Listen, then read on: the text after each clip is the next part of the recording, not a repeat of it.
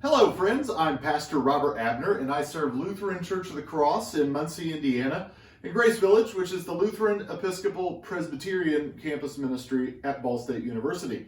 Good to be with you again. I took last week off as I took some vacation time, but I came back this week with a fun topic to think about for today. As you can see, I've got a festive Christmas sweater on that I found at Meijer yesterday, of all places.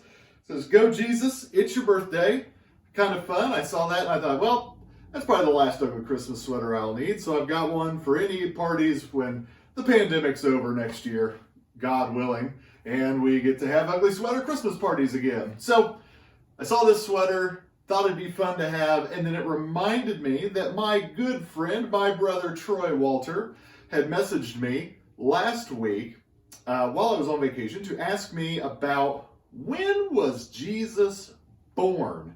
And so that's the funny thing about this shirt and Jesus's birthday. And I thought, I looked at some sources, but there was nothing good enough that I thought I could send to Troy that would succinctly spell things out. And so I thought, you know what, I'll just make a video. I'll talk about it. And so that's what I'm here to do today. And so the big question becomes, was December 25th the actual date of Jesus's birth?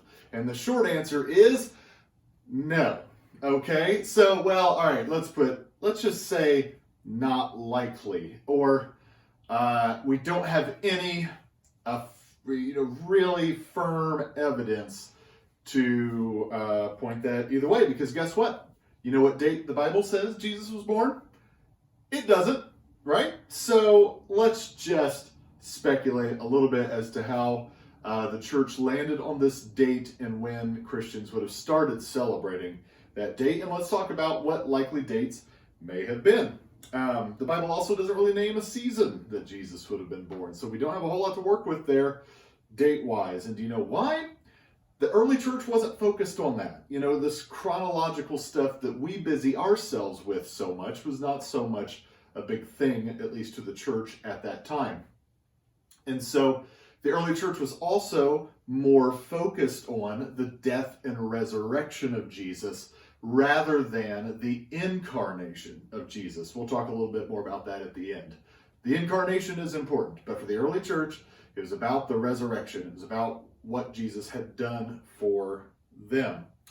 So the earliest sources for dates as to when Christ's birth was celebrated, those came about in the 3rd and 4th centuries. And so there were even discrepancies on what dates. Some say 1225, December 25th, based on different calendars, or January 6th. And even as time went on, those became major conflicts between the Western Church and the Eastern Church. Imagine that. The church found something to fight about. The idea about January 6th and 1225, December 25th, were based on early beliefs. Get ready for this. That prophets died on the date in which they were conceived. So they would be conceived into the next life on the same date that they were conceived into this life. And so, if you look at when Jesus was crucified, which is a date we have a lot better speculation on based on Passover and other things that were going on, and writings from Josephus and things like that, we can put together a pretty decent idea of when Jesus died.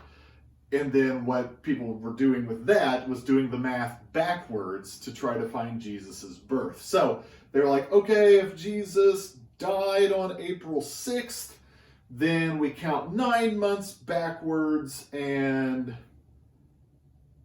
that doesn't even give us, no, hang on. We add the date plus 9 months, and it becomes January 6th, okay? So they were trying to do this math based on a belief that's also not even scriptural, that prophets died on the date of their conception. So that's how some of that math came about, to say why maybe people considered December 25th or January 6th based on Jesus's crucifixion, and then doing the math backwards from there. I'm confusing myself just talking about it. Look it up online, Google it. You can find it, it's real easy. Okay, so we think about this purely scientific method, which is not scientific, joking. We still have this date of January 6th, and we still use that in the church calendar. We talk about the 12 days of Christmas, but now we in the Western church, we celebrate January 6th as Epiphany, 12 days, right, of when the wise men realized what had happened.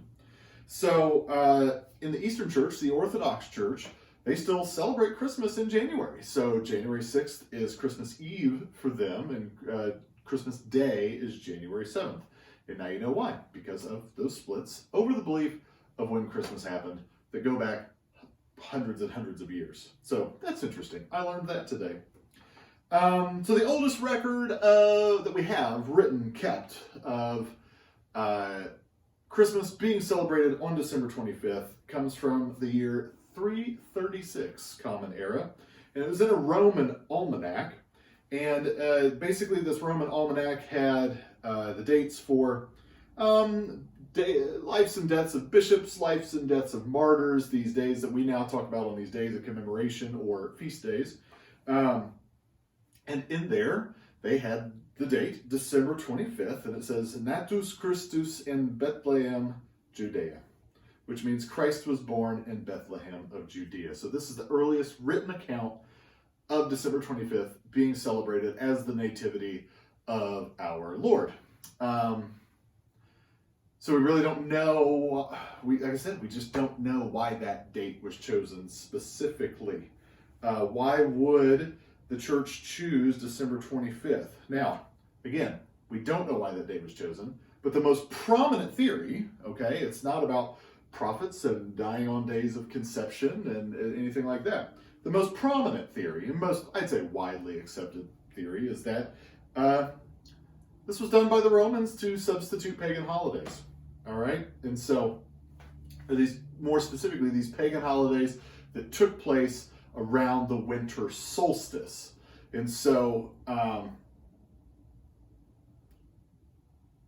winter solstice was celebrated by many different cultures because it was the day that the days started getting longer again, that the sun returned. And so these cultures would celebrate the birth of the sun, right, in their symbolism, and as the days began to lengthen. And so it would make an easy fix if we're assimilating these cultures and these cultures are becoming Christian, we should accommodate their celebrations because celebrations are important and we don't want them to feel that loss. So if you're celebrating the birth of the sun, the S-U-N, why don't we celebrate the birth of the sun, S-O-N, okay? And so it's this idea, why would you celebrate a star when you could celebrate the God who made the star? Do you see what I'm saying here?